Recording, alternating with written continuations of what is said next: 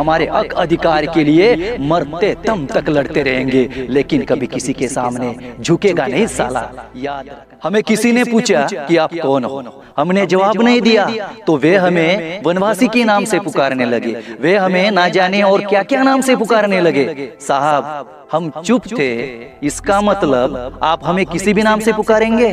तो सुनो साहब, ना तो हम वनवासी है, ना तो जो कुछ आप कह रहे हैं ना वो है। हम इस देश के मूल्यवासी है, इस देश के मालिक है। हाँ, हम आदिवासी है साहब। आदिवासी नाम सुन के थोड़ा अजीब सा फील हो रहा होगा साहब। आदिवासी नाम सुन के उड़ने वाले पंछी समझे क्या?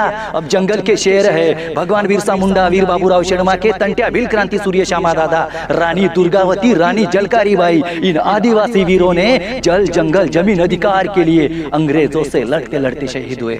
हमारे वनहक्क कानून के प्रवर्तक देवाजी तोपाजी का बुलंद नारा है, मावा नाटे मावा सरकार, आमच्या गावात आम्ही सरकार, दिल्ली मुंबई आमचा सरकार। साहब ये हम यूं ही नहीं कहते, भारतीय संविधान ने हमें अधिकार दिया है। भारतीय संविधान की धारा 244 में 5वीं अनुसूची का प्रबंध है, और ये 5वीं अनुसूची आदिवासियों के लिए सिर्फ 5वीं अनुसूची नहीं है। ये जो 5वीं अनुसूची है ना, ये 5वीं अनुसूची आदिवासियों को हक अधिकार दिलाने वाली, उनके अस्तित्व को रखने वाली आदिवासियों की माँ है, और इसी माँ की गोद से पेशा कानून पैदा हुआ है जो पूरे भारत में 10 राज्य में लागू है।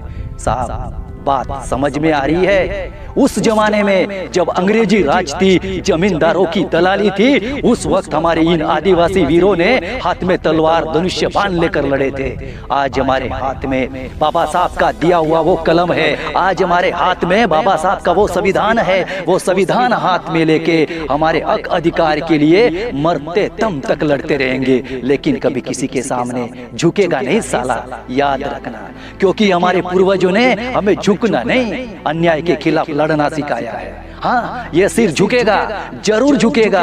बॉर्डर पर तैनात उन वीर जवानों के लिए, छत्रपति शिवाजी महाराज के लिए, डॉक्टर बाबा साहब अम्बेडकर के लिए, और भारत के तमाम उन वीरों के लिए। लेकिन ये चापलूसी करने वाले, ये नेतागिरी करने वाले, आपस में लड़वाने वाले, झूठे वायदे करने वाले, इन नेताओं के सामने नहीं।